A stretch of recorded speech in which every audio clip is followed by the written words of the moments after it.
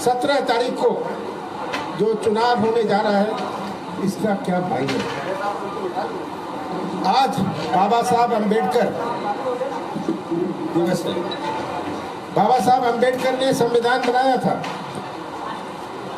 जो विश्व में प्रसिद्ध है। कई देशों ने बाबा साहब अम्बेडकर के बनाए हुए संविधान को अपनाया।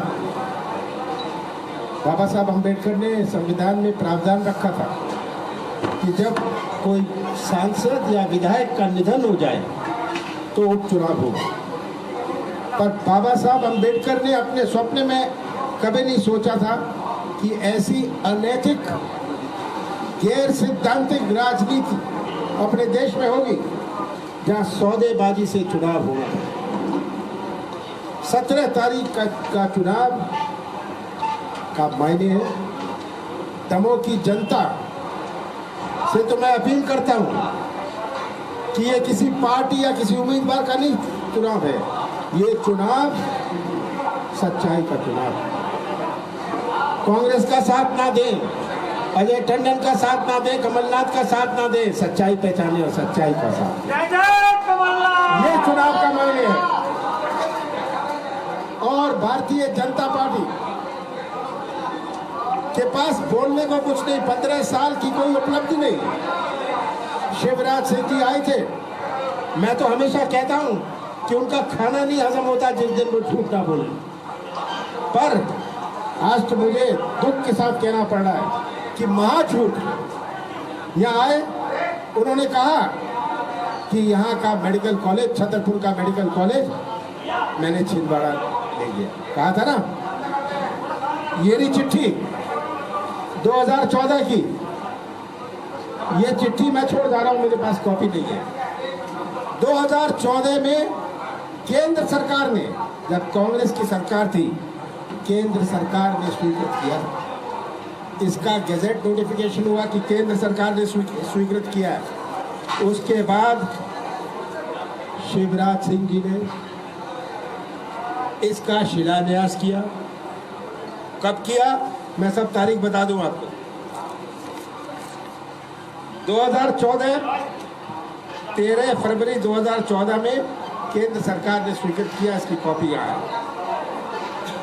19 फरवरी joint secretary health government of India ने मेडिकल एजुकेशन सेक्रेटरी को यहाँ लिखा। 21 फरवरी को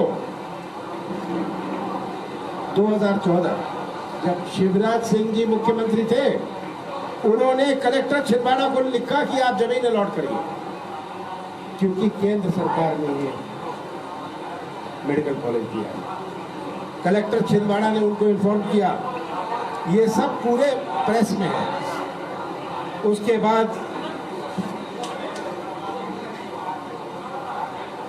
शिवराज सिंह जी ने 3 जून 2017 और प्रकाश जावड़ेकर ने इसका शिलान्यास किया। तो ये कहते कमलनाथ ने ना ये शिलान्यास कराए, घोषणा कराए, और ये झूठ नहीं, महाझूठ है। तो यही इनकी बुनियाद है। आज भारतीय जनता पार्टी और शिवराज सिंह जी केवल नाटक और नौटंकी का। कोविड के बारे में मैं कहना चाहता हूँ, आज मध्य प्रदेश के अस्पतालों में दवाई नहीं, इंजेक्शन नहीं, डॉक्टर नहीं, केयर सेंटर नहीं, ये हालात है। और 3 महीने से पूरी मीडिया सावधान कर रही थी कि एक और वेव आने वाला है। इन्होंने कुछ नहीं किया। आग लग गई, अब कुआं खोदने चले। ऑक्सीजन की हाया है। तो आज शिवराज सिंह जी इसके दोषी हैं। भारतीय जनता पार्टी इसकी दोषी है। आने वाले समय में मुझे नहीं पता कि इसको किस प्रकार का अपराध माना जाए। ये केवल दोष नहीं है, ये अपराध है कि जानते हुए कि ऑक्सीजन की सबसे पहले जरूरत पड़ती है, दवाई की जरूरत पड़ती है, गोलियों की जरूरत पड़ती है, इंजेक्शन की जरूरत पड़ती है, इनको कोई चिंता नहीं। ये बात आज जनता के सामने, हर जिले में ये हाल है। तो मैं दमोह के मतदाताओं से, दमोह की जनता से अपील करता हूँ कि वे सच्चाई का साथ दें। दमोह की आवाज़ अपने देश में गूंजेगी कि एक ऐसा जिला है जो टिकाऊ राजनीति नहीं स्वीकार करेगा, जो सिद्धांतों के साथ खड़ा है। ये संदेश मध्य प्रदेश में नहीं, वे पूरे देश में जाएगा, और यही मेरी दमोह की जनता से अपील है। आज महेश सिसोदिया ने कहा है कि कमलनाथ जी जब मुख्यमंत्री थे तब उस समय पर सरकार ने कोरोना पर ध्यान नहीं दिया, और यही वजह है कि मध्य प्रदेश में कोरोना हावी हो गया है। मध्य प्रदेश में जनवरी 2020 से मैं कलेक्टरों के साथ, जब शिवराज सिंह जी को होश नहीं थी, उन्होंने तो विधानसभा में खड़े होकर कहा ये कोरोना नहीं, ये डरोना है। याद है आप सबको? और ये आज किस मुंह से बात कर रहे हैं? कुछ तो शर्म आनी चाहिए इनको। मैं तो जनवरी से कलेक्टरों से वीडियो कॉन्फ्रेंस कर रहा था कि आप क्या कर रहे हैं। ये तो गवर्नमेंट बनाने में लगे थे, सौदों में लगे थे। इनके स्वास्थ्य मंत्री बेंगलोर में थे। कमलनाथ जी आपको क्यों लोग वोट देंगे? प्रदेश में भी सरकार भाजपा की है और केंद्र में भी सरकार भाजपा की है। क्या केंद्र में भी सरकार भाजपा की है और प्रदेश में भी सरकार भाजपा की है, तो आपको क्यों वोट दें? अंत में जो विकास कोई करना चाहता है, जनप्रतिनिधि करना चाहता है, विकास होता है। छिंदवाड़ा इसका उदाहरण है। 15 साल भारतीय जनता पार्टी की सरकार रही, उसमें से इतने साल केंद्र में भी, 6-7 साल तो केंद्र में भी रही थी। 15 साल इनकी सरकार रही, छिंदवाड़ा में विकास नहीं हुआ। आप में से कोई छिंदवाड़ा गया है तो आप गए? तो ये इस पर नहीं आधारित। ने कहा कि आपने और दिग्विजय सिंह ने मतलब भवन को लूट का अड्डा बना दिया। देखिए, जो खुद लुटेरे हैं, सबसे बड़ी चीज तो ये है कि एक सौदेबाज दूसरी सौदेबाज के पक्ष में के प्रचार में आया। ये कौन ट्रांसफर का उद्योग चलाता था, ये तो लिखित है। मैं इन चीजों में जाता नहीं। ये सिंधिया जी की राजनीति, मेरी राजनीति नैतिकता और सिद्धांतों की है। मेरे ऊपर, मेरे राजनीतिक जीवन में कोई उंगली नहीं उठा सकता। आप सब इसके कर, कोई उंगली नहीं उठा सकता। और कहते हैं वल्लभ भवन एक केंद्र बन गया था। देख, वल्लभ भवन में जो कैमरा है, जो आते हैं, जो जाते हैं, जो रिकॉर्ड होता है, ये सब तो है। जनता को कैसे गुमराह करें, जनता का ध्यान कैसे मोड़े, यही अब भारतीय जनता पार्टी को अभी बचा है और अगले 2 साल में बचेगा। हाँ, वो जाने, उनका काम जाने। उनका तो शो रोज होता है। उनको रोड शो की जरूरत नहीं है, वो तो मीडिया में रोज उनका शो होता है। सरकार के पास में हनी ट्रैप, मानव जाति, वृक्षारोपण घोटाले के सारे दस्तावेज थे, लेकिन 15 महीने में कहाँ छूट हो गई? 15 महीने मेरे पास 2-2.5 महीने आचार संहिता थी। 1 महीना उतल पुतल में गया। मेरे पास तो 11 महीने थे। मेरा ध्यान था कि मध्य प्रदेश को एक नई दिशा दी जाए। मेरा ध्यान था कि मध्य प्रदेश की आर्थिक स्थिति ठीक करी जाए। बहुत सारे थे। ये आप कह रहे हैं क्या, हनी ट्रैप भी था। हनी ट्रैप की जांच हो रही थी। ये फंसाने की राजनीति में मैं नहीं था।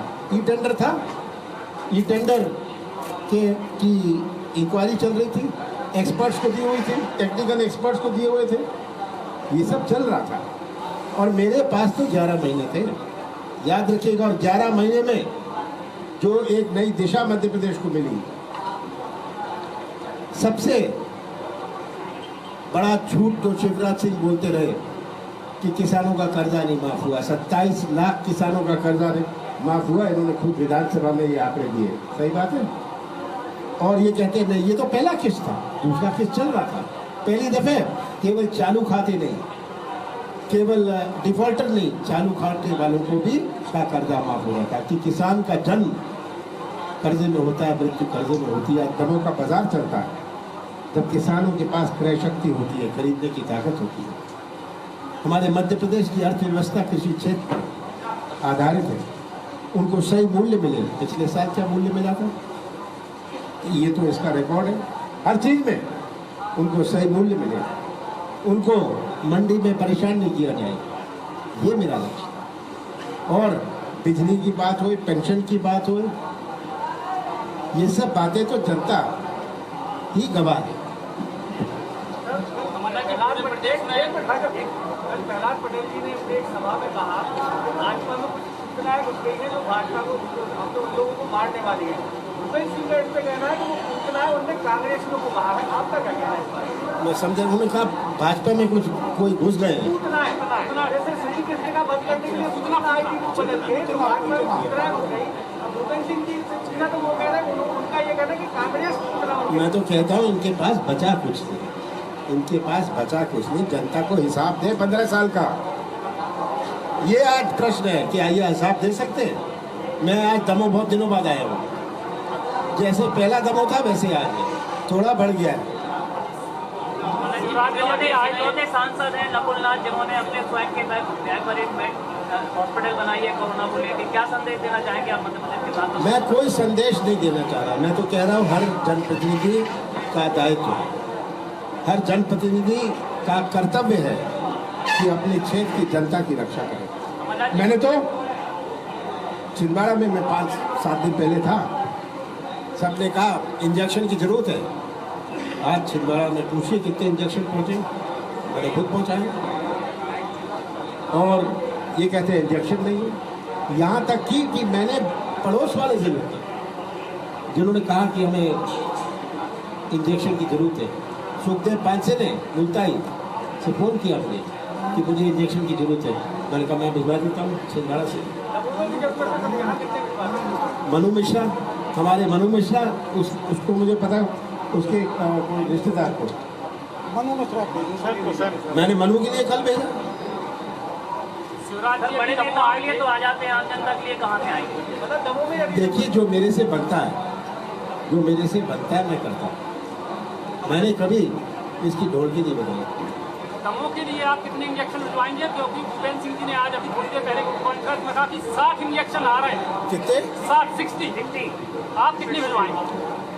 देखिए, ये राज्य सरकार का काम है, मैं उनसे जरूर चर्चा करूँगा कि आप भिजवाइए, दमोह को प्राथमिकता दीजिए।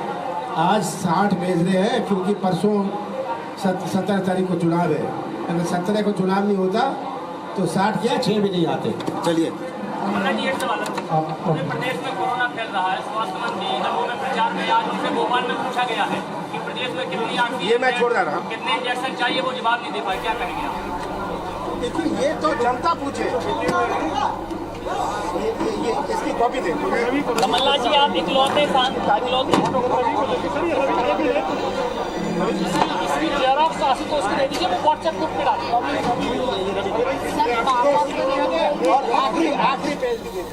चलिए, तो दमोह में कमलनाथ ने प्रेस कॉन्फ्रेंस की। रोड शो के बाद उन्होंने मीडिया से चर्चा की, प्रेस कॉन्फ्रेंस उन्होंने की। स्वास्थ्य कुछ ठीक नहीं है। अजय टंडन जी ने अपना पूरा जीवन राजनीति में नहीं, समाज सेवा में किया। जनता के आम लोग जानते हैं। और चलिए, उन्होंने साफ तौर पर यह कहा कि दमोह बिकाऊ की राजनीति नहीं करता, सच्चाई का साथ दमोह की जनता देगी। इसके साथ ही कोरोना को लेकर उन्होंने सरकार पर निशाना साधा। उन्होंने कहा कि सरकार ने कोरोना के नाम पर कुछ भी नहीं किया है, ऑक्सीजन इंजेक्शन की कमी यहाँ पर बनी हुई है। तो रोड शो के बाद पूर्व सीएम कमलनाथ ने प्रेस कॉन्फ्रेंस यहाँ पर की और उन्होंने कहा कि दमोह के लोग सच्चाई का साथ देंगे, दमोह की जनता यहाँ पर दमोह बिकाऊ राजनीति नहीं करता।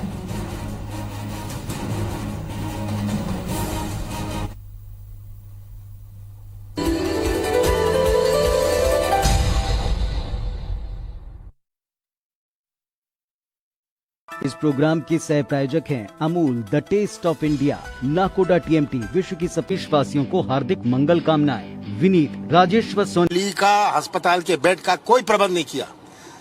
ये तो मैं मानता हूँ एक बहुत बड़ा अपराध है, केवल दोष नहीं है, और जनता इसका जवाब देगी। एक तरफ सत्ता संगठन प्रचार कर रहा है, यहाँ अकेले कमलनाथ जी प्रचार कर रहे हैं, भारी पड़ गए क्या पूरी प्रदेश सरकार पे? एक तरफ सत्ता संगठन प्रचार कर रहा है, दूसरी तरफ सिर्फ कमलनाथ जी अकेले प्रचार कर रहे हैं। कमलनाथ से डर गए क्या मध्य प्रदेश सरकार? अब मैं नहीं जानता कौन मेरे से डरता है, मेरे से डरने की जरूरत नहीं है, जनता से डरने की जरूरत है।